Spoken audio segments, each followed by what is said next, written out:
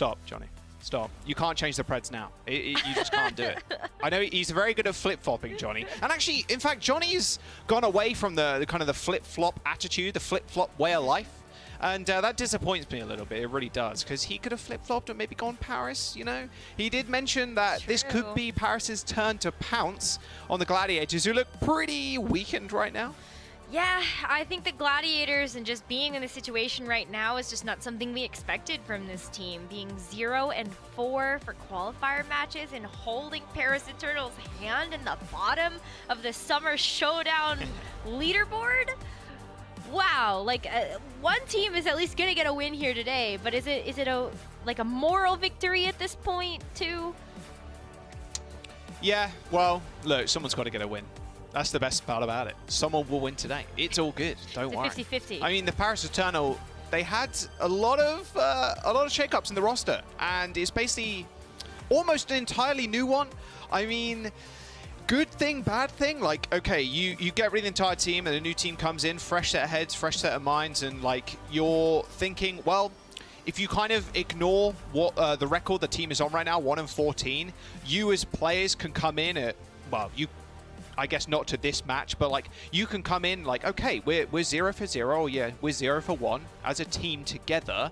You know, this is our chance to prove something that we're something greater than what the Paris Eternal record currently stands in the regular season. Yeah, having a fresh mindset can absolutely lend a hand to just kind of turning the tide for the team overall. But one thing's for sure, Jaws, a win here matters a lot for both of these teams to stay a part of the conversation. If Gladiators lose this, they're out. They will not be going to the Summer Showdown. Well, if either of them end up losing here, they are, you know, guaranteed to be done for this tournament. That's true. And that's quite scary. Gladiators, though, changing some things up. One thing they changed was Happy joining the roster. Another thing they've changed is that man on your screen right there, Mr. Space. He's stepping into the roster for the first time in this meta. We've seen, obviously, way more Reiner. And Gladiators currently 0-4. You're like, well, okay, we've got to try something. And you mentioned it there, Rose. If Glads do end up losing today, they don't make it to the tournament. But even if they do win, to be fair, their fate is actually out of their hands. So you might as well try something a little bit different, have Space in. Maybe he has the secret sauce, the secret weapon that the Gladiators require to be competitive in this meta. Although they have lost to very good teams in Shock, Toronto, and Dallas. I mean, their strength of schedule, this stage has been absolutely bonkers. It's been a little rough. Like, yeah, like you're looking at them facing down 3 of easily the top teams in the West right now that will, in like maybe this week, lock their spots to go to the Summer Showdown. And so I think that you gotta kind of throw anything at the wall, see what sticks, and maybe Space is going to be that secret sauce they need. We've seen how competent Space can be on that Sigma when we have seen Sigma-centric compositions be a part of things like Circuit Royale. So he has slotted into these metas in very niche scenarios, but let's see what he can do on the Junker Queen. Let's have a look at Paris Eternal, their opponents for today. Currently 0-3 in the Summer Showdown. And like I said, Rose, someone's going to get a win today. So there will at least be a 1 before that 3 or a 1 before that 4 if it's the Gladiators. Now, almost a brand new roster. Almost a brand new roster. I mean, we heard sprinklings, I guess, of Lucamino maybe coming a little bit sooner to the league. But, you know, he's here now. And the Paris Eternal, having those fresh minds, like you were mentioning too, might be the thing that they need to kind of turn the Paris Eternal streak around within the regular season. I mean, they're also being at 0-3, obviously not as worse as 0-4, but they still have a sliver of hope getting to that They could just win out here. 3 wins could very well be enough to send Paris Eternal to the tournament, but you know the Gladiators are still a tough team despite the record that they hold right now. But maybe Paris, with the existing synergy that they have through a lot of their teammates, might be able to actually get a huge upset here. We're looking at a lot of the pieces of the most recent iteration of Odyssey, one of the teams in North American contenders. I mean, even Dove played on that roster for a while. This team breeds superstars. So let's see if Paris can kind of live up to the hype of what this team can provide. It was funny as well. Rose, I just thought about it. Obviously, we talked about Glads having that very rough strength of schedule with the Shock Tournament in Houston. But the Paris Eternal, at least their new roster, they were welcomed into the league by Kai. By the Atlantic. Yeah, that's not. That's pretty tough. That's not fun. And now they're going against the Glads. Yes, Glads 0-4, but it's still the Gladiators. Yeah. Like, still the team that has won the majority of the tournaments this year so far. So yeah, it's a warm welcoming, I suppose, if you're some of these Paris Eternal players that have only just stepped up to the big leagues. And it is a very, very different environment when you're playing against some players that have been in the league for what feels the longest time, like an age at this point. Yeah, I mean, there's definitely something to be said about having experience playing in official matches. Even when we saw the LAN environment, right? There were teams that definitely weren't adjusting to that as well as we would have liked to see, like San Francisco Shock, for example. But Paris definitely has some secret sauce. That's going to be mouthful here on the Pharah, just to be able to get in behind the Gladiators. How he got that overheld, but we'll take it any day of the week. Yeah, Malfoy using the Pharah, currently playing ground Pharah, but unfortunately, Krawi does end up going down first. Paris Eternal losing their tank and rack attack on that brig. There's been a little bit of, like, you know, here, there, and everywhere talk about the Pharah. We've seen it a little bit in APAC. We'll see if Paris Eternal do want to stick on that pick. Lads do end up winning that first fight. Do they stick? Okay, sticking on the Pharah. Look, I want to see it. I think everybody's still kind of waiting for something, a pick that will maybe spice up the meta a little bit, that will change things. Maybe this is it. Maybe Paris. Maybe. Have read the tea leaves. I'm not entirely sure. Malfoy's going pretty low already, though. Does receive a pack from his brig. But the Gladiators more than happy just to hold this small corridor. You can just swing through the axe like that. That was a lot of damage, I suppose. Wow, look at how much space he's also creating, too. Just kind of blocking the door so that the rest of the Gladiators can follow up with this poke. This has been impressive axe swinging so far. Woo! Still the Rampage already. Malfoy just trying to get out. Oh, nice deflector rocket. Nester's in trouble. Oh, nice air shot. Rampage from space was used. Rack Attack responds to it, though, with a rally. Even Funny Astro throwing in a beat. Lucamino's 5% away. Remember, the Gladiators still control this point. Malfoy trying to get some more damage done, but is spotted in the sky. Receives a quick repair pack from Rack Attack. Can space be focused down by the Paris Eternal? He's getting chased away. LOS his healers, and Dove finishes him off. The Gladiators are now losing that point. The Paris Eternal find that flip. They did have to use everything, though, and I think that that was the best chance for Eternal to kind of go in there with the rally and ensure that they were going to take the point away. I mean, I think Gladiators used more, though, in that engagement. Jaws, they had both support ultimates, still couldn't make it work. And now they've got to come back and take back control when Paris still have ults in the bank. I'm looking at Lucamino's sound barrier. Oh, the boop. Yeah, speaking of ults, Krawi just actually got booted off the map by Skewed. Humongous pick by Skewed, but can the Gladiators follow up on this? Of course they can. They got a Kevster on their team. Dove is sliding away. Kevster not even needing to use the blade in that fight. Gladiators clean that fight up with ease. Oh, look at this, too. Oh, Lucamino. Poor Lucamino getting staggered there. I mean, Lucamino is still held onto the sound barrier. It's been quite a while since he's built that up, and so hopefully Paris can come back into this last fight territory and use that a little bit aggressively to deal with something like the beat. You can see that's sort of what he was saving it for, but I don't think they have time to wait. Yeah, B gets used. That overheld disappeared, though. Oh, Kevster with a humongous slash and dash onto Rack Attack. 3 kills for the Blade. Make that 4 with a quick melee kill onto Dove. Yeah, unfortunately, no 5k for you. It's just Astro. Of course, Astro will be dueling the Pharah in the skies. The Gladiators, they're controlling. This round is theirs at the end. Paris Eternal was still a couple of good showings there. A couple of nice little fights, but Gladiators do run around wrong. Oh, no. Of course, Astro would be dueling the Pharah. If it had to be who other than anybody Astro? on the Gladiators, it would be Astro, now wouldn't it? He did almost kill him, to be fair. Did you see his health bar? The Pharah was pretty low. One more Cheerio. Astro would have got that. One more donut. Yeah. He killed it. Yeah, one more Cheerio. No, I mean, the Pharah was cool to watch. A little bit underwhelming for me on Paris. It just felt like you weren't really getting enough pressure in there, but I mean, poor Krawi got just like sent into the Shadow Realm by Skewed. Wow, yeah, didn't even catch that. Yeah, the deflect as Kevster well. reflecting that barrage straight back at the Pharah. Unfortunate. I was about to say, Rose, we're going onto Village. And better here. Pharah, not bad. Yeah, not bad on this map whatsoever. Yeah. It's how quickly the Gladiators can kind of end these fights. Pharah does a good job of chunking people down. Maybe Dove can finish them off the railgun. Gladiators going to use that commanding shout. Remember, it's basically a 4v5 on the ground. Is the Paris Eternal. Do you have one person in the sky? So Malfoy not getting the damage required, really, for the rest of the Paris Eternal to follow things up. I think that's one of the difficulties of running the Pharah, is that it's great to be able to get that long-range damage, and especially if you have a Pharah that can hit their shots, you're doing that explosive damage you expect to see from something like the Sojourn or the Genji. However, a team like the Gladiators can just ignore it. And if they play that 5v4 ground game and win that out, then they can take care of the Pharah later. Yeah, it's a little bit more difficult too without a Mercy, I'd say, without that damage boost. Although, Malfoy proves me wrong. Nice kill onto Happy.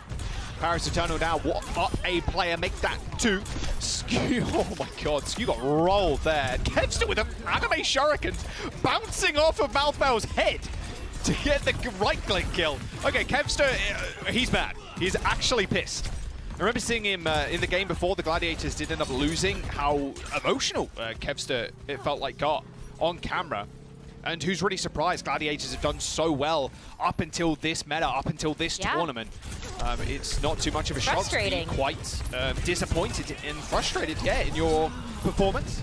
There's Kevster pulling the blade, though, but it was match where the commanding shout was booped away quite easily by the Paris Eternal. 3 boops, mind you, as the Pharah does exist. However, not so much anymore, as Happy's jumped over to the Ashe, taking care of both Luke Camino and the Pharah. And now Kev's just looking for those resets. Or maybe a little stag on the brick, maybe. Nope, Astro's going to make quick work of both Ferrari, Rakatak, and Dove. I like that the Ashe as well. I mean, Happy took full advantage of the ultimate charge that he was able to transfer over to the Ashe pick. Has the Bob, and oh, Bob's auto-tracking against a Pharah would have felt really nice now, huh?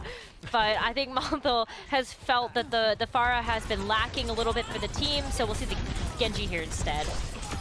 There's the Bob. Oh, nicely spotted by Maltho there. Happy was super low. Didn't receive it back in time to get healed up, but Lucamino, well, 2 people now dead for Paris. Can Dove turn this one around? In fact, the Gladiators are more than willing to go on this one, it seems like. Even at a 3v5, they can use that beat to push forward. I mean, they've got the rally, I suppose, and you stall out this fight long enough, the Paris Eternal are going to be in shambles. Kari doesn't quite get knifed. A Rampage comes out, hits 3. Paris Eternal not in a good spot. Kari tries to use a Rampage of his own, but gets cut down pretty sure with that Carnage. The Paris Eternal now on their last limbs in map number 1. The Gladiators are going to claim round 2, and the Dove on the first map. It's good stuff from Paris there, I think. I mean, like, Gladiators, they got the win. They got the 2-0 here on Nepal, but I think that we're seeing some really interesting picks come out from Paris where they get to experiment a little bit. But on the flip side of things too, Jaws, I think Space is slotted into this team comp really nicely, just based on how much he's been able to keep the space for Glads. Yeah, quite literally giving the space. Yeah, exactly. I'm trying not to make those jokes, but just like it's part of the vernacular. It's too easy. Sometimes you just got to do it. That's fine. That's fine. All right, Gladiators off to a strong start. We're going to jump to a break though. We'll see what other things Paris may be cooking in their DPS lineup. We'll see in a bit.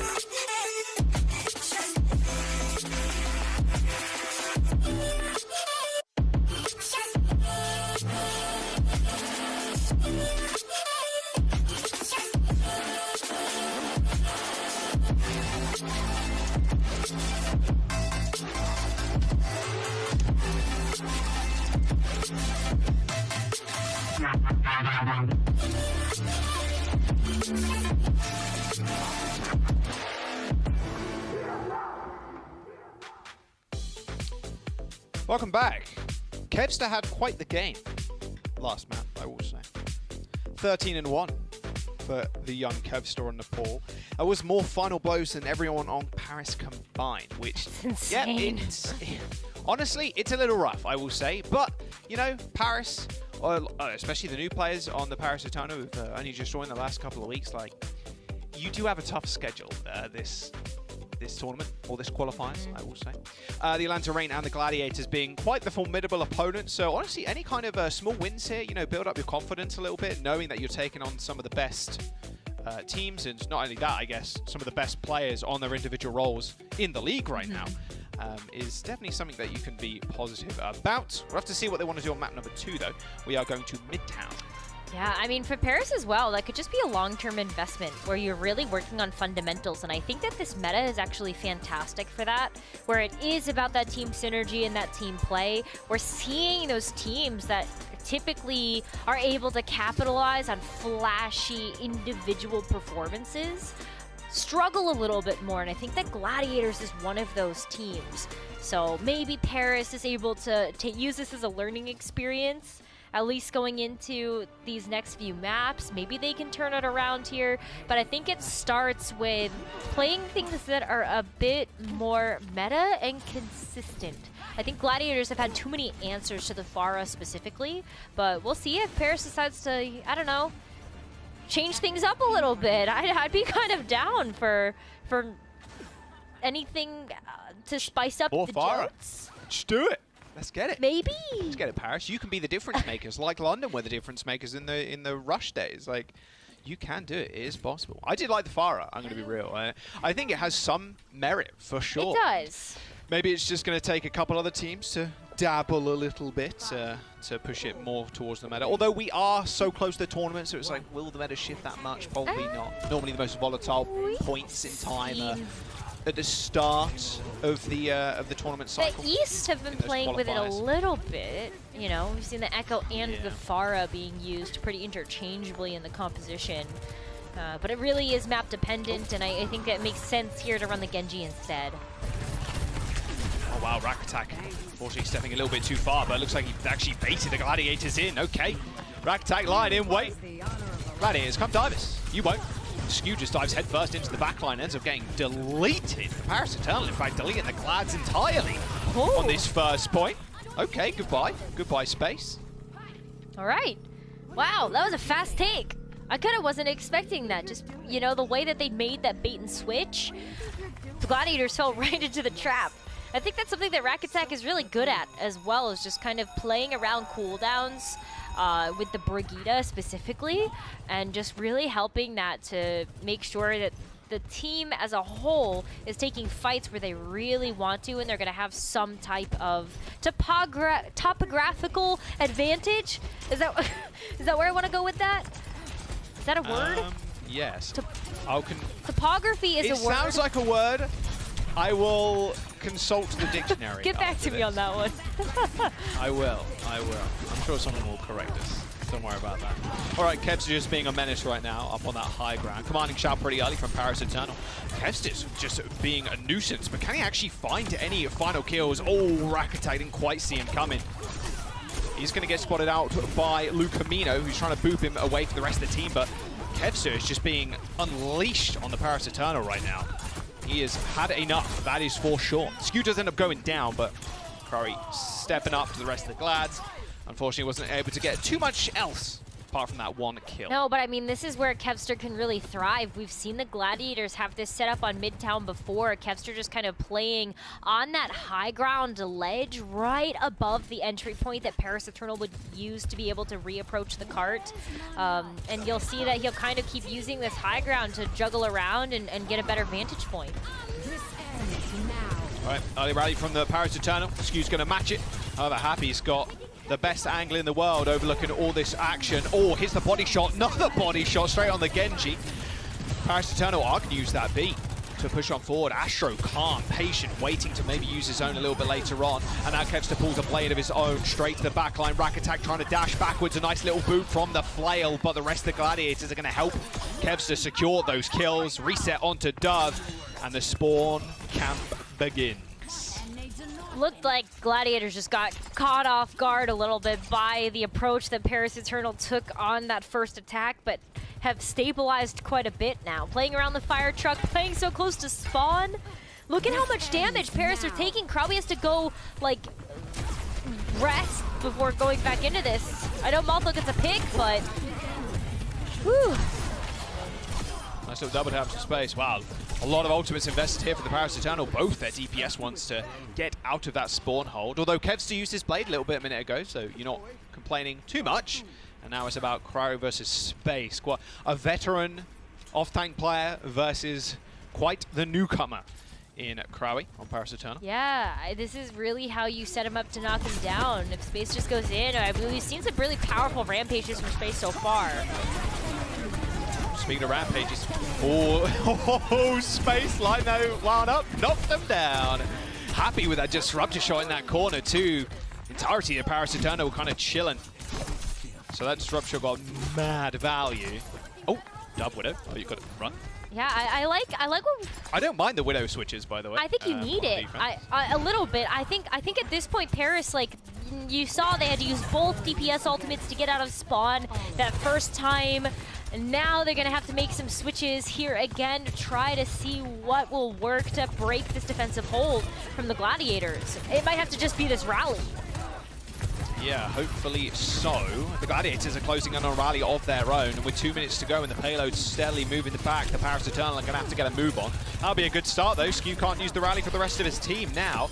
I mean, the Gladiators just trying to int onto the spawn doors, just cause as much distraction and burning as much time as possible off the bank, but Paris Eternal once again have, oh, nice one, just broken that spawn hold, which honestly, easier said than done, yeah. You know? Sometimes the spawn traps on a lot of these maps can be quite hard to break. Well, I mean, the way that Gladiators was able to also play that so aggressively up close, they get to recontest again and pretty comfortably. It's not a rush back to try to contest the point. Kevster's got the blade already. They've already killed Dove. Bit of a later beat there from Lucamino, unable to save it. Blade's been pulled. Rack attacks the target. Has he got the boot? No, he does not. Cuts down. Same as Braui. Nice little triple kill for Kevster, maybe. No, Funny Astro steals that one away. 1 minute to go. A couple of meters, though, before that second checkpoint is unlocked.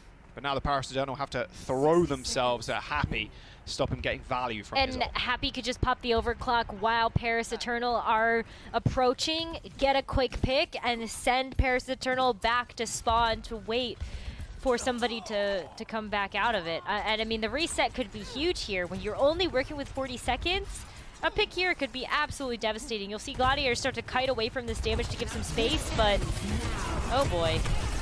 Uh-oh. Happy trying to get away from that blade, but looked like Marthal, yes he did. He had the reset on that dash from that blade. However, they do end up trading. Happy for the Genji. And Dove just clicks some heads. He's so close to that overclock as time is ticking down. The Gladiators are piling on that pressure with that beat from Astro. But that overhealth has now faded away. Kevster trying to pay attention to Dove to try and stop him getting value, but Space's ult actually gets cancelled by Krawi. Happy takes out Krawi in the end, and rather a scrappy fight towards the end. There's a couple of seconds to go, but 0.02 meters before they get that payload sunk in. There we go. 1 minute and 30 now added to that time back as the Paris Eternal crack the Gladiators defense. Happy actually backed off of that as well. I thought he was going after a health pack and might come back into recontest, but because of how low Skewed was, it made a lot more sense for him to just retreat to the rest of the team and then come back out swinging. Krawi though, I mean, the fact that shut down Space's ult is pretty big. Now Paris might actually be able to get the advantage in the ultimate economy when they still have Krawi's Rampage to work with. Ooh, that is a chunky one. Krawi steps up, hits 4 members of the Gladiators. That Carnage swing doing so much damage too. He's 1v3 right now in this small corner. Can he take down Kevster? He needs the support. The rest of his team are a couple of seconds away, but the damage has really already been done. Look at the control and the space that Paris Eternal now have. They have a lot to work with, and I mean, the fact that Lucamino is also going to have the sound barrier as well to rotate through can be really big. I think the overhealth is just so impactful, especially if you're able to focus down Skewed, who's holding onto the rally. But oof. That's not good. That's real rough. I mean, Glads can basically go for the spawn cam now. Dove gets his own shot reflected back at him. Krawi ends up falling, 10 seconds to go. The Gladiators have a rally, they got a blade, they got the overclock coming up, and Paris Eternal switching to that Tracer to try and get back to the point in time. Can Malfoy get the triple blink? He actually has overhelp from that beat. The Paris Eternal need to get there, and they do. Malfoy's getting a couple of extra meters, but Kevster is holding the door with that blade. He's already killed Lucamino, so the rest of Paris Eternal don't have that speed boost to get back to that point in time. A defensive block from the Doom Fist, but he's easily cleaned up. Paris Eternal got an extra couple of meters from that Tracer switch, to be fair to them. But 2 points is the only thing they're gonna get here. Every little bit of meterage counts, though. So I love that Paris was able to play for just a little bit more. Gladiators, though, it felt like they had an answer for everything at every single turn. I know that some of their ultimates didn't find value, like the fact that Space's Rampage got shut down, or, you know, maybe not seeing the full health given over by the rally or the sound barrier. But this is going to be a tough one, I think, for Paris to try to keep Gladiators from matching that meterage. But real, though, Paris Eternal getting 2 points and almost rounding that final corner against the Gladiators. Pretty impressive. Still pretty decent. It is. It really is. You could argue it's some kind of weakened Glads, to be fair, but with this space integration, it feels like a little bit of a different, maybe not vibe going on. Not sure what the vibe is over in the camp of the Glads. Probably all smiles, as it normally is, regardless of win or lose. But it definitely feels a lot better, a lot cleaner. Maybe that's because they're playing the Paris Eternal. Maybe that's because space just brings a new kind of tempo to the team. But I mean, it's working out for them thus far.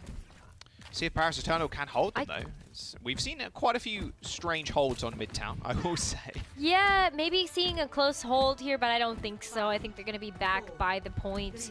But to speak to your point about kind of Space versus Reiner, I think a lot of what we're seeing from Space is a little bit more patience when it comes to how far to push forward with this Junker Queen. Really waiting for the rest of the team to be behind him before he makes another move forward. All right, we'll see how the Paris Eternal want to defend this. That is basically freely walking through that choke point. Malfoy goes pretty low. Funny Astro trying to chase him. Can they punish Astro? He's got booted into the wall. Lucamino doing an amazing job of keeping Astro pinned up against that wall, so Malfoy couldn't finish him off. Happy ends up going down too. Double kill for the Genji. As the Paris Eternal, they do lose Krawi, but still having Malfoy just going off like this is all good for Paris right now. Rack Attack, Lucamino still alive, topping everybody up to full HP.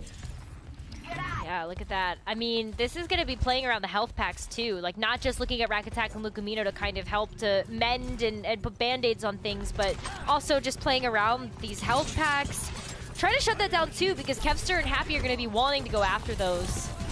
Oh wow, Lucamino just jumped to the back line there. It's a big Tried tick. to get that touch, stop more ticks coming through. Gladiators did end up getting one tick after that first fight, and it's going to be the rest as they do clean up the rest of Paris Eternal. That's Paris Eternal now. I mean, they're going to have to try to reset, maybe go for the high ground here, but look at how far forward. Where is Kevster right now? Do you see that? Kevster and Happy. On high ground. Yeah, wow, look at that. Extremely quick. I mean, you can go quite far out the first choke point. Ideally, you're not like stuck in the actual archway, because the fire truck does go a fair distance. It opens the whole door, and then the door shuts behind it, and then it moves a little. Yeah, that's true. So you can kind of wait for it to catch up and then go for it. But I mean, the fact that they've pushed up so far really has taken away that advantage from Paris. There's a blade. Beat to match. Probably timed by Astro. That blade's going to fade away in a couple of seconds. He can't even shoot through some of that overhell. Here comes the blade from Kevster, but he's shut down. Malfoy just cuts him straight up. Turns him into a little bit of sashimi there. Paris Eternal ends up using that rally on top of that. Woo! Okay. Let's see what Paris Eternal got. Flex your guns a little bit, maybe. Happy killed on top of the spawn door. Same was skewed, in fact. Let's see what Paris got on these spawn nodes. Okay, Maltho, we see you. I mean, Genji is one of the heroes that Maltho is really known for. So played it to high proficiency in contenders, very devastating there. But, I mean, to see also that Maltho might be getting a bit more confident in the role is really exciting. there's the rally. Dove just trying to headshot Skew, but Space is in this line of sights right now. Space takes a couple of headshots, but Commanding Shout and the rally is enough to sustain him through that chunk of damage. Astro doing Astro things, trying to solo kill the DPS. What a surprise. Another Commanding Shout, this time for the Paris Eternal, and they were to take care of Space. And now the Gladiators just running all the way back to spawn. Look at the time, they're just burning off of the time bank right now. 3 minutes. It's Be a little bit more after Paris Eternal are done with them. They've got the beat, they've got the Rampage coming up. Paris are looking good. They are looking really good. I mean, they could even follow that up with the Dragon Blade if they wanted to here too, so tons. But big pick from Happy. Yeah, no more beat. Didn't Ajax it though, thank goodness. Ooh, nice little shot by Happy there. God damn. Yeah, Happy. Ooh! Happy's still pretty good. I mean, yeah.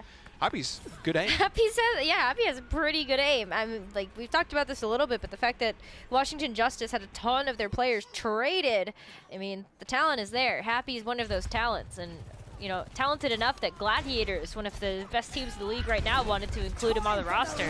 Here's a great example of why. Ooh. Nice out for Crowry there. Space using the Commanding Shout to speed and give overhealth to the rest of his team so they can run away with it. So Paris Eternal's tank ult doesn't really get all too much. 2 minutes to go. High ground are still in control of the Paris Eternal right now. They can kind of juggle this ledge. There's the blade. There's the beat from Funny Astro. Lucamino still holding on to his. The Paris Eternal using theirs way later. The later support ult, the better more often than not, but can they find the target focus? Yes, they can. A double from Space though. Both Crowley and Lucamino suffering from that anti-heal. So it's a trade, support for support, but the Paris Eternal have support ultimates in spades right now. But Kevster pulls the blade, deflect already used, he dashes sky high, trying to get an anime blade off, but no, Dove ends up shutting him down. The Paris Eternal with a good little defense here against the Gladiators can now recontrol a high ground. Astro trying to C9, ain't gonna happen, son. They're right next. Hey, you never know. That's why I was like, oh no, You never know. Don't let this happen. But I mean, this is great for Paris. I was skeptical. I will admit, I was skeptical at the round switch. We still have to play out this last minute and 15 seconds, but it's looking pretty good for Paris right now. Dove, huge pick, reset for the Gladiators. And now, really, Glads are looking at the rally to try to get them into engaged Paris. And Dove still has the overclock to work with. Yeah, one fight territory, almost. Rally, maybe Happy gets his ult. I would be surprised if he didn't. He's only 25% True. away. See what Dove can do on the high ground with that overclock, though. If he snipes Astro or Skewed or any of the DPS, to be fair, it should be good. That was close. Almost got that railgun reflected. Overclock used, Skewed pushing on the high ground with the rest of his team using that rally. And looks like Paris are going to respect the space that Glads have gained. But look at this, a bus push right on the other side of the map. Dove could hook, line, and sinker him right now, but he hasn't got that overclock up and active. He ended up fading away before he got any damage done. Skewed now on his own in the side, but not for long as the rest of the Glads just negotiate their way to his position to try and save him. 12 seconds to go. The Paris Eternal basically team wiped. Suddenly Crowley up. Can the Glad... Yeah, they're going to cap. Probably not. No, Paris are going to back off, and the Gladiators do get the cap, but Rose, similar situation what Paris were on their attack with only 1 minute and 30 for Glads look now. at that too. I mean, Gladiators are just trying to take some type of advantage. They have the sound barrier and, of course, Happy's overclock to work with. Paris Eternal are struggling to come up with answers.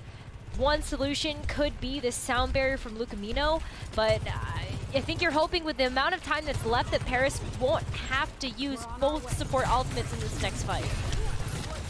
Oh, nice little dash there, but Happy instantly gets topped up to full HP. Overclock drawn, a nice body shot on the Malfoul. One down for Paris Eternal as they pop that rally to try and make this fight the last one.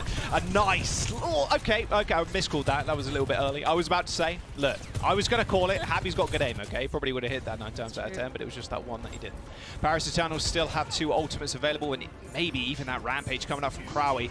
A couple of meters before that payload gets locked in, though. An ultimate from Space, and in fact, Astro's going to follow up with that beat. Rampage completely denied. It's up to Paris Eternal to try and come up with something big here. That blade negated from Kevster. He's trying to chase down Malfour, and he finally finds him. Happy headshots Dove. A 3-man Rampage on the Paris Eternal, but there's little to no follow-up. They tried so hard to hold the Gladiators just before this third point, but the Glads come out on top. A 2-0 in the series thus far for Gladiators as Paris Eternal so close to clutching that out. That was so close. That map overall was incredibly close between these two teams. And I think this is a performance that Paris should be really happy with so far. I hope it gives them a bit of a confidence boost going into our next map. But this is also a tough one because this next one, Jaws, it's Space's territory if he stays in this roster. Yeah, we are going to Circuit Royale. We'll have to wait and see. Paris is still doing pretty well against one of the best teams in the league currently, even though they do look a little bit weakened coming into this week. We'll have to wait and see if they can take this next map, though, after this.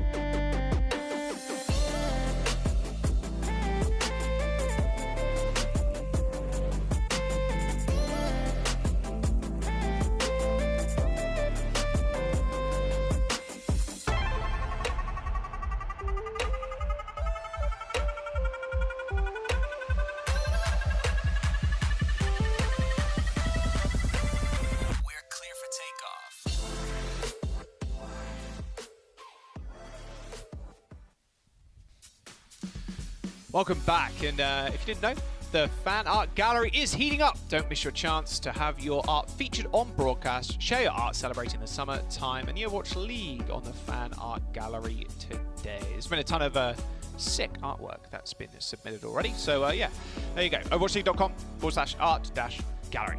Head over there. Now, back to the game.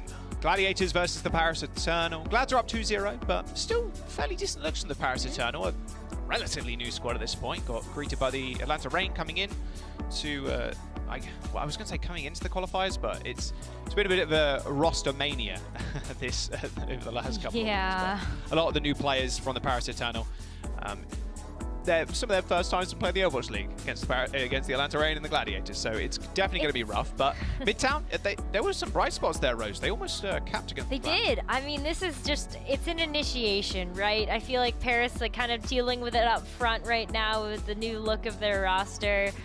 I think bodes really well for them moving forward, as they're still putting up a heck of a fight. Midtown was really close, like you mentioned. I think Circuit Royale could also be close, but you know, this is a map that Space has been basically the what do you want to even call it here? He's been the pick. He's been the perma player. Yeah, He's perma tank. He's been the player to play on Circuit Royale for the Gladiators. Whether, you know, mostly on the Sigma. This is the first time we've really seen him on the Junker Queen. But yeah, it feels good. But wow, look at that stat though. Kind of makes you think. I was about to say, that is crazy. Paris have an 80% win rate on Escort maps versus Glad. For him on all time, mind you. Important to keep in mind at all time.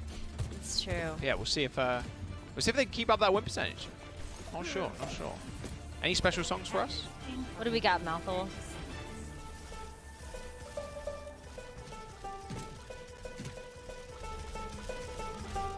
Aw, Mary had a little lamb. Very good. It's good to see a lot of creativity coming out with that piano, I will say. Also, a big shout out to Mama Rack on the Twitter. Raktak's mum, I believe. Sitting there supporting the Paris Eternal. Yeah. It's good to see that on the timeline. Good positive stuff. Love it. Let's have a look how they do on their offense now. Oh, a little bit of widow. A little headshot maybe. Too slippery. Happy's Sojourn. Just a little bit too mobile, but I think it's always worth it to try it out, see if the Widowmaker can get you a quick pick, especially if the Gladiators are choosing to hold so close to your spawn. But this also, playing in the room, kind of provides Paris with the ability to pincer the Gladiators. Yeah, they've kind of broken the spawn hold already, although Kev's in the back line. And that is not great. Dove pretty low. Oh, how'd Space get up there? Did he get booped? What was that? I guess he jumped off the car over the thing. Okay, that makes more sense than what I was thinking happened. The physics of the map. Yeah, I was like, what? How do you bounce off of that? I don't know. I mean, at this point, though, I think Paris is really hoping that they can get to some type of ultimate. I think that, you know, while the Ashe is really nice, consistent damage, Dove playing the Sojourn, at least to get at a spawn, provides you with the opportunity to build up that railgun and then get that 100% and knock someone out. I mean, Space is already pretty low. He was hiding behind the shield of Skewed there for a moment. Doug ascending to the high ground, takes care of Skewed, going to push that payload a little bit too. Gives you a little bit of healing still, but the rest of his team might need a little bit more than that. Astro gets chased down, eventually finished off before Space could kill Lucamino, who was trying to get the assassination onto Astro, who's going rather aggressive, but with the Gladiators losing this many people, looks like Space just wants to go again, just get some free ult charge, but you're more than happy with that if you're Glads. Not only the... Little under 2 minutes shaved off the time. That's a lot. Yeah, I think Space is probably pretty happy with that. Not only do you get the ult charge, but you've also now forced Paris to have to basically start this cart from ground zero. So look at where Gladiators can really come back to recontest. It's this strong defensive corner that we see a lot of teams try to take control of, and they can even just push forward from that too, working around these walls. He's already got that blade. Oh, he gets pulled in with the dagger. Pop it whenever he wants, but he's just consistently too low to make anything do. Although without a dash, unfortunately, gets a reset there off of Space. As the Paris Eternal have a good job of focus firing Kevster there at the very start of that fight. He was just unable to pull that blade. He got the overheal, the over-health from the rally, from the commanding shout, sorry. But yeah, couldn't really do much else than that. I mean, that's kind of what you have to do, though. Kevster has been a dominant force. We saw those stats there from that first map, just with all those final blows. You've got to focus him down. Wow, that's rather unlucky. Just over a meter before they managed to get that payload into that first checkpoint. LAGladiators just got picked off by Happy. Now the LAGladiators just go for a reset. Pretty happy with that, though. They only use one ultimate, and with 60 seconds to go, they have 4 in the bank. Not bad whatsoever. Crowley jumps in with a rampage, though, and look at that. Dove hitting the ult. Skewed Happy. LAGladiators just don't know what hit him.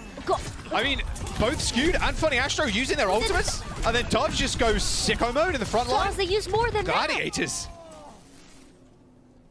They use more than that. Happy and Space lost their ults too. What?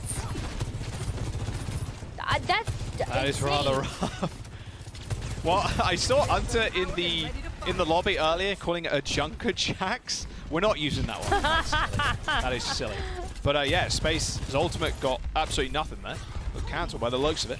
Paris Eternal in good strides, more than happy to get those ultimates out of the LAGladiators. That was literally everything. I mean, we saw like every single person on the LAGladiators except Kevster press Q, and then just nothing happened.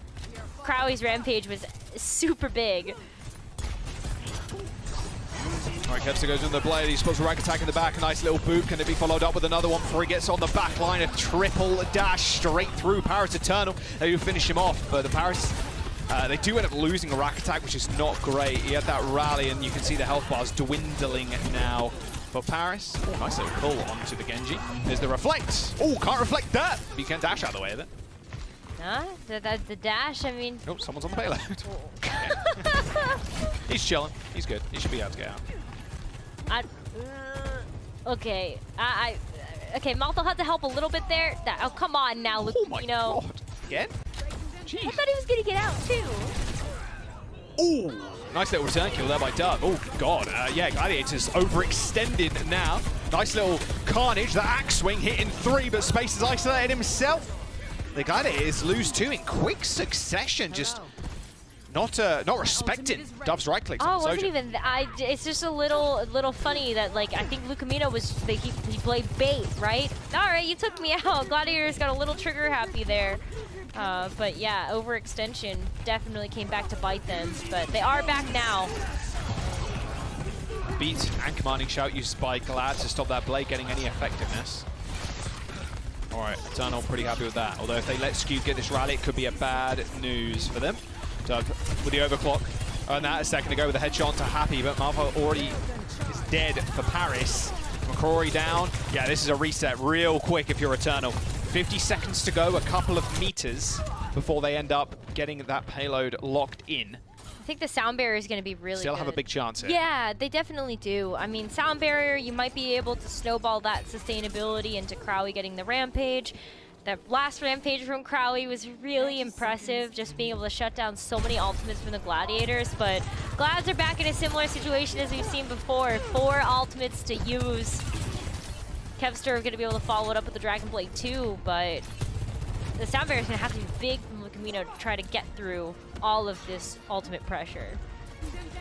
Yeah, I mean, Space has a rampage, you can use it for that, but he has to use it for Blade. He's got to be scared of the overclock. Like, Glad have so many things to answer it, and Dove's already dead. There's the rampage, it only hits Kevster, and then Gladiators can basically all press Q at the same time. Paris Eternal, they do end up using their beat, but that rampage is going to seal the deal by the looks of it for the Glads. Okay, Kevster. I wonder where Malfoy went then. Not sure he knows either. Paris Eternal do get halted just before that second point. It's the Glads end up defending. 86 meters and a single point. Not too shabby, especially on a Circuit Royale, I will say. Pretty good. I mean, we don't see a lot of completion on this particular map, so making it this far does feel good. I think as well, when you look at just how Gladiators were controlling that high ground, Paris being able to make it this far is definitely something that they should be happy with. And we saw how close Midtown was. Paris also on that map barely made it through like the third point. And I think that when they were able to turn it around as well to just have that defensive positioning, they did keep Gladiators at bay for quite some time.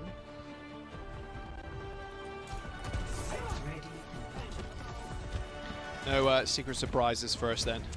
Paris I don't think so. I was hoping we might see that far again, like they played on Control, but yeah. I think Happy shuts it down just too quickly. You know, that's what I was saying before is the Pharah is great, and I want to see more Pharah. But when you have somebody like Happy on the other side of things, I'd be scared.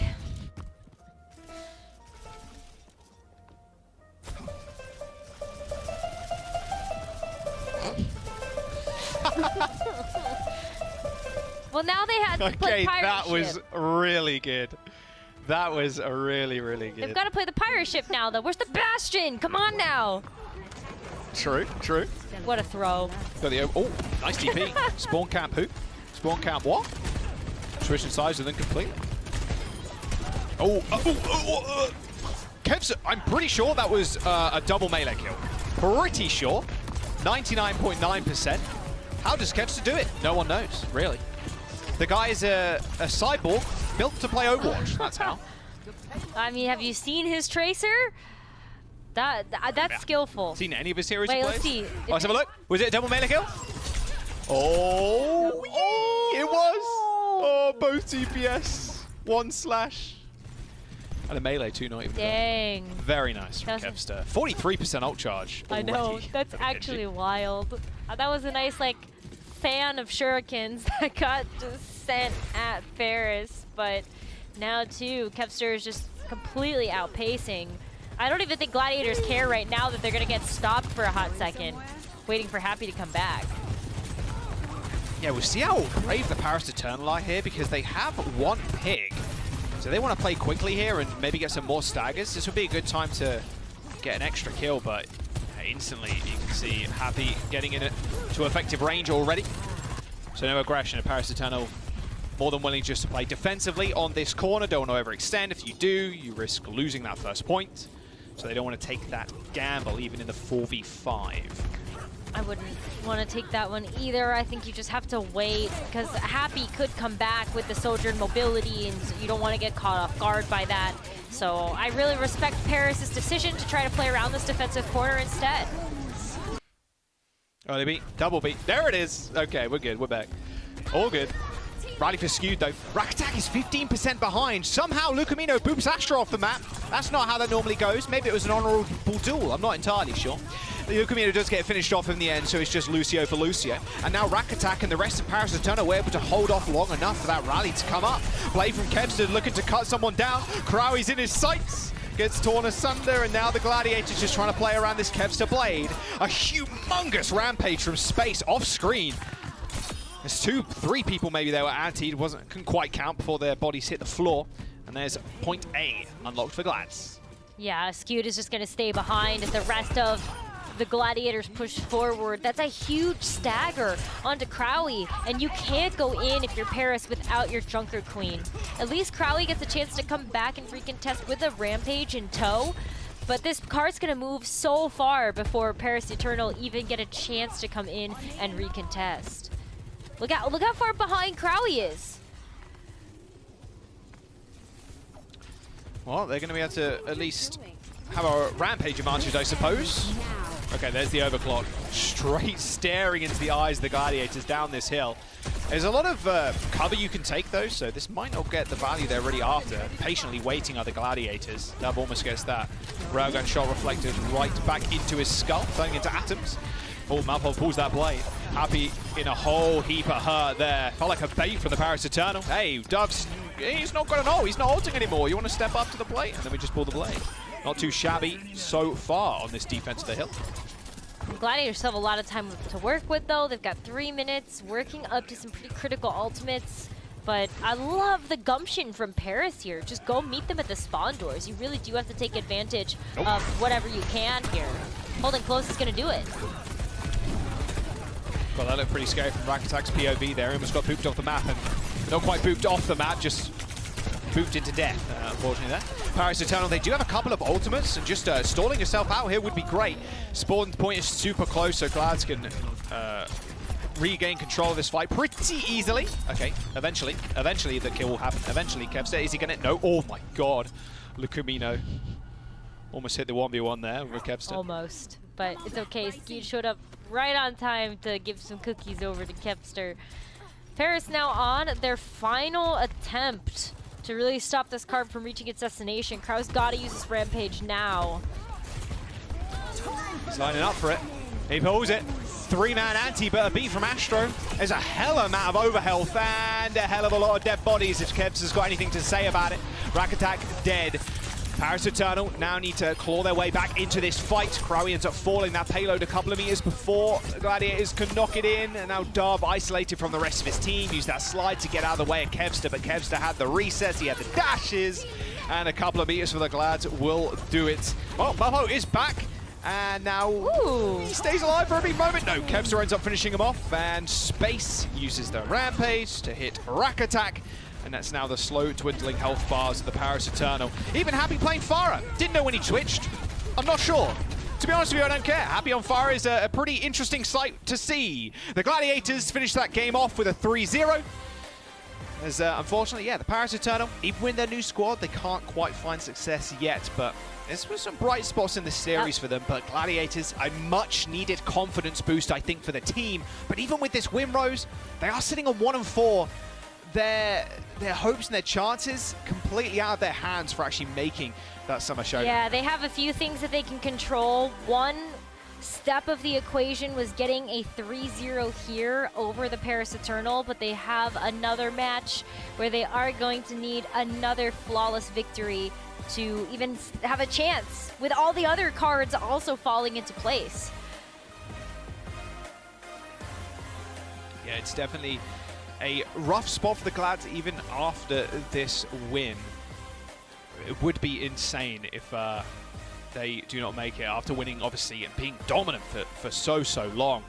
Let's have a look who player the game is, though. For the Gladiators, it's gonna be who exactly? Oh, it can only be Kevster. Kevster. It's Kevster.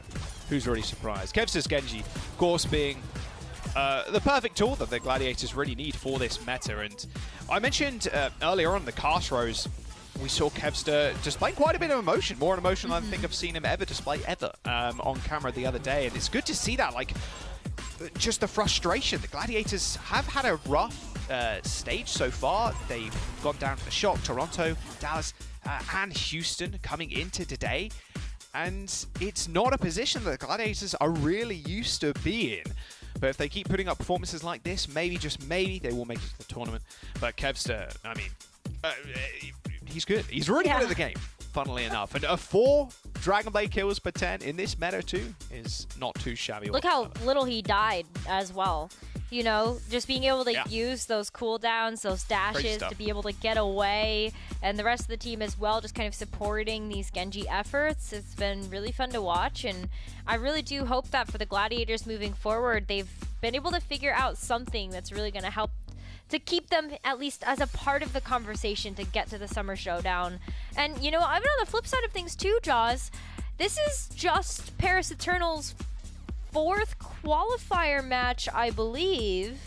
So they're still also not quite out of it yet. They still might have a chance, depending on what happens in these next 2 matches. Winnable. It's winnable. It's always winnable, unless you're out mathematically, then it's not winnable, but it's always winnable, okay?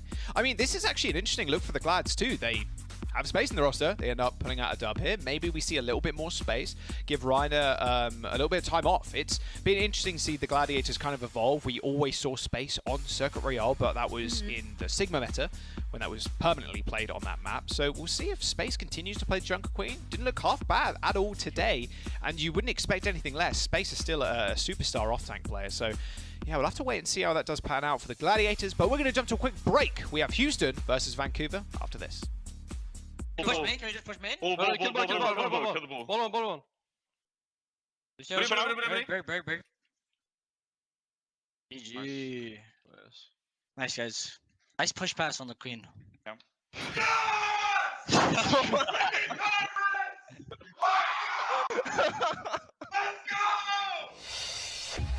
The Overwatch League is brought to you by Upper Deck, the official trading card of the Overwatch League.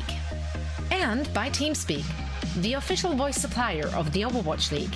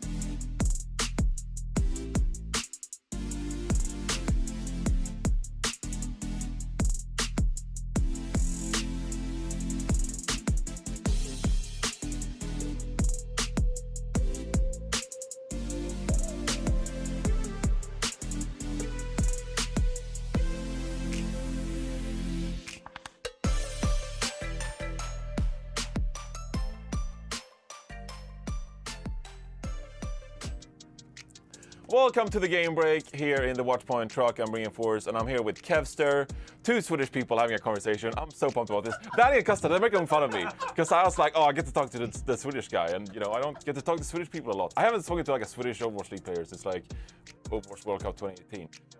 So, you know, yeah, that was a long time ago. Kevster, I mean, amazing 3-0 victory against the Paris Eternal today. It must feel so nice to finally get a 3-0 victory. It's been a bit of a tough stage for you guys. So what was sort of like the team mentality going into this one? Obviously, you won 2 stages in a row, so you can't be too hard on yourselves, but at the same time, it's gotta feel nice to get a win under your belt. Yeah, well, we've been in a bit of a slump, as most people can tell. But yeah, we've been like working hard and like trying our best to be the best team we can be, even though we're 0-4 or 1-4 now. And yeah, we're just like, we still have a small chance of making the land, so we're just trying to push our luck, you know? Yeah, for sure, absolutely. I mean, you just gotta keep racking up the 3-0s and feel pretty confident in yourself.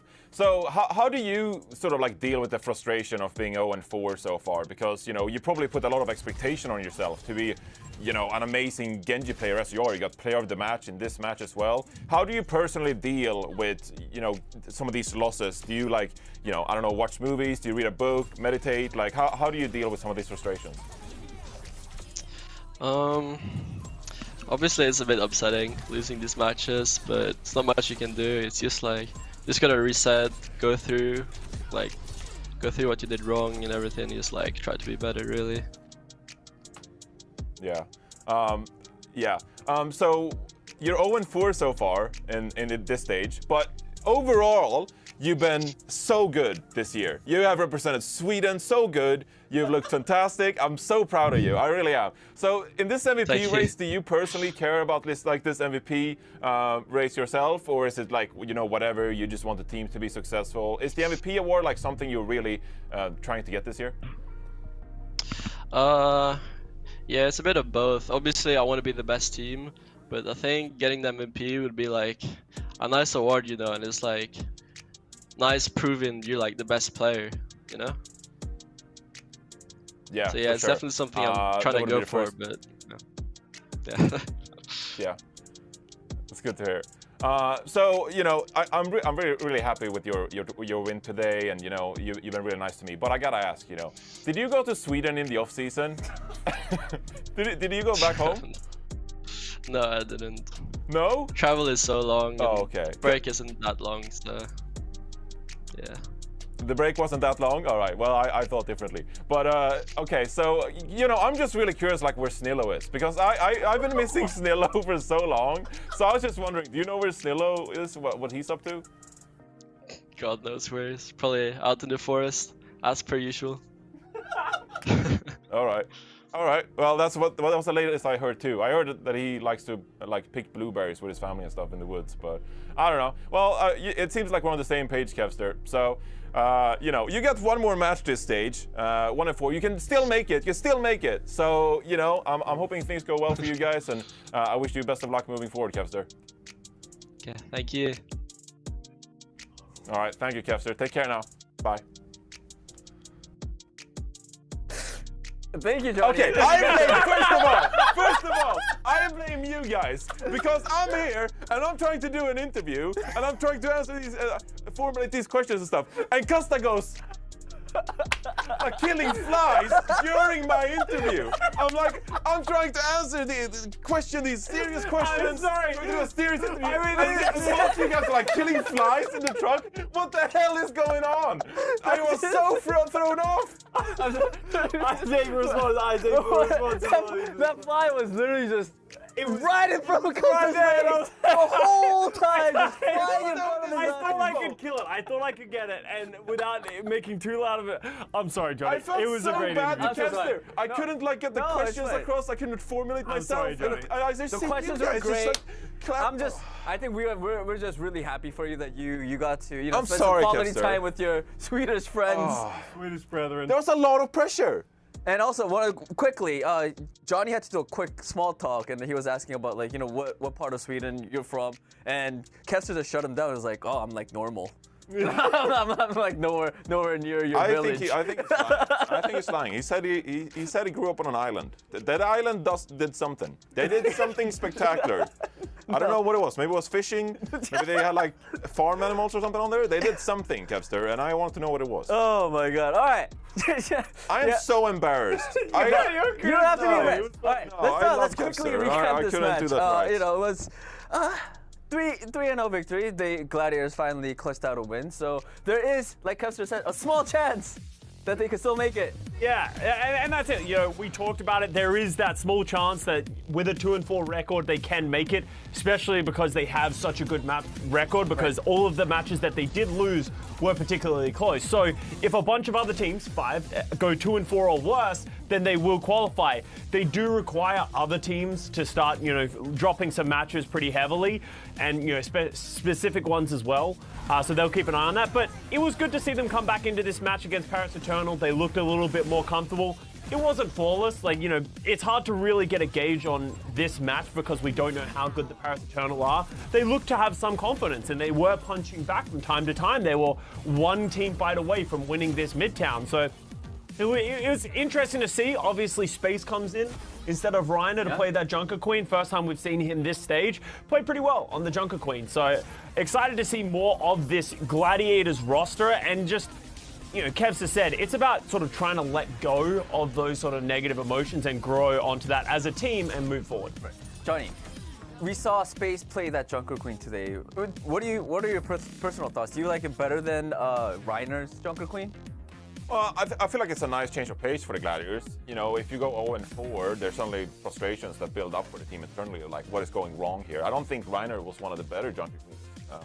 He struggled to adapt to that hero, so throw in Space instead, who's a veteran, can maybe bring some of that leadership kind of presence. Right. You know, he spoke at length, like in previous years, like for example when the Gladiators won the Countdown Cup last year, that Space was sort of this like calming character within the team that was like, don't get excited, guys, don't get too excited, remain composed, remain calm. And maybe that's what they need in like a meta like this. You know, they need a tank that they can stay calm around and, you know, change up the communication a little bit. Yeah. Well, they got that win against Paris Eternal today. Let's see if they could keep this up and get another big win so that they could maybe keep their hopes alive. Can you imagine if they squeak into the playoffs? That'd be crazy. And then somehow become like this honestly, top-tier playoff team? I would be... No, let someone else win. Danny, actually, no, honestly, if Gladiators can make it, I think they're going to win it all. Wow. Again. If they make it. You're just predicting so far ahead. Why? They already won twice. They can win 3 times. They beat Paris. I think they're ready to win it all. No, I don't know. Maybe not. They either win or lose. Anyways, let's get let's look at our last match of the day. It is Houston Outlaws versus Vancouver Titans, who are on a roll, and this one is very important. This is right? A very important match because Houston right now they're sort of a little bit struggling. They're 1-2 right now. Vancouver 3-1, right? So if they win this match, they are in, baby. Guaranteed. Matt, they're in. Matt, this is the important one. Yeah. This is to fulfill the guarantee that Matt made on August 14th as well. So the Houston Outlaws as well, they're also playing for their lives. Like they're a team that have also struggled in this meta in a similar way to the Gladiators. We thought this was going to be a good one for them, but they've had some roster changes, they brought in some new pieces, and it just hasn't gelled as well as they wanted to. So, you know, the Vancouver Titans are a team on the rise, the Houston Outlaws are a team on the fall. We don't really know what to expect, and it's going to be a good gauge. This is your last chance. I'm not getting on the train. No, that train left. That train has come and gone. Bro. I'm already waving at you guys from a distance. Come on, Houston Outlaws. Don't do this to me. I need this. I am actually very close to going like 0-7 in some very important predictions. Well, all right. I think that's enough talk. Let's jump right into the match. Houston versus Vancouver. And for this matchup, we have Chakra. Hello, Chakra. Chakra, hello. Chakra. And a quick question. I mean, I want to hear your thoughts on this match. Do you think Vancouver can get the win and make it into the tournament? Yes, I'm a believer, bro. Yes. Gimme a Let's dub on the here for train. Vancouver Titans, and then get me the tour. I'm on the train, bro. Yeah. Look, Outlaws not looking great. I'm going to be real. Also, I did want to comment on the interview, Johnny, by the way. I thought you did great. I thought you did fantastic. Yeah, it was funny. Props to Yeah. you, Johnny. Although for some reason you never speak Swedish to me. I've asked you multiple times. You won't do it. It's weird. Don't know why. I just want to hear your native tongue. What do you mean? What do you want me to tell you in Swedish? That just sounds weird, bro. He says I don't know. Just say anything in Swedish. Hi, how I've are never you? heard you speak Swedish. Now's your chance. Look, you're gonna have to go Oh on. my! See, he's a fake Swedish Yeah. person. I was like, the applause. I You're gonna have to hire me on Cameo or something, you know? You'll have to pay me like $10 something Swedish for it. Okay, How no, much? get How out much of it. on No, leave Cameo? it. That's No. my merch line. No, don't entertain that, Rose. Don't I'll give entertain you it. like $15. That might be worth it, okay? 15 No, bucks. Rose, do not give him $3. I'll speak Korean. Give me money. I'll speak $3. Okay, okay. $3 is way. Yeah, that's way better. I'll do $3 Okay, that's for sure. acceptable. Okay, go away now. Go away. Go find a phrase that you can say to me in Swedish. Maybe swing this Swedish national anthem. Maybe I don't know. I'll make you do it somehow. Houston Outlaws versus the Vancouver Titans. Rose. Wow, Vancouver Titans. I didn't think we'd ever be in a position where we're like, wow, they are currently on a 3-match win streak. They're 3-1 It's wild. in the Summer Showdown qualifiers. What timeline are we in, Jaws? We were just looking at the Gladiators 0-4. One of the best teams in the West, and now Vancouver Titans also making, flipping the script a little bit here. They could make it today with a win over Houston. Yeah, a dub here for the Vancouver Titans, 4-1, which means they will book their ticket to that LAN. And what's quite exciting is that we have both Canadian teams in the Toronto LAN, so that'll be equally as cool. Let's talk about the Houston Outlaws just a little bit though, Rose, because they've had, again, I mentioned it on the last match, but it's been a bit of a roster mania couple of weeks. Like, it's been a bit crazy. We've seen a Piggy step away from the Outlaws roster. Dante was playing a lot of the time when we're in this Doomfist meta, the Doomte, but I feel like a lot of people kind of weren't happy about that. Pelican kind of tweeted out that he was very sad to see Piggy go, and he did join the team with him. You can imagine he was quite close to Piggy. Yeah. And the Outlaws did bring on a couple of people. You can see one of those people right here in Lep, but the Outlaws have just not looked great. They're currently sitting in 8th with a 1-2 record, and they lost to New York Excelsior and London so far. But they did end up winning against the Glads, but again, weakened Glads. It's been a bit of a strange qualifiers for Houston. It has been, and I think a lot of that, unfortunately, just falls on maybe some synergy missteps that we're seeing from this team. This meta really requires you to have a backline that fully understands each other, so you're not using rally and beat at the same time, and you have that strong communication so that you know what game plan you really should be going for. And so I think that there's still some wrinkles that you need to iron out with this team, but Houston, I do think that they have, obviously they have the talent here and they have the ability. It's just about kind of putting it into practice and really seeing that come to fruition. I mean, we'll see if they can end this Vancouver Titans win streak, because they have just been on another level recently, and they added a coach quite late on into the season. Deepay. Everybody was kind of hoping for this first win, right? And yeah, they added Deepay, Mr. David Pay. And look, at the end of the day, you add a coach like this halfway through the season, then you start finding you start finding success, like Coach of the Year material potentially on a team that was coming into the qualifiers with 0 wins throughout the regular season. Like, that's insane. It's been a massive shift for this squad. They added King too for the Vancouver Titans, who's also been looking pretty damn good on the Genji. I mean, King's debut just a couple of matches ago was stellar. I know that it didn't end up as a win for the Vancouver Titans for that one, but that could just be chalked up to nerves, Jaws, because ever since then, King has been on an absolute tear with this Genji, and I think that he's slotted in really nicely to this roster as a whole. On top of the coaching, on top of just the environment that I feel like the Titans seem to have. Look at how all smiles they are all the time when they're playing these matches. They're vibing, and I think that really does speak volumes to just how they approach the game with their mentality.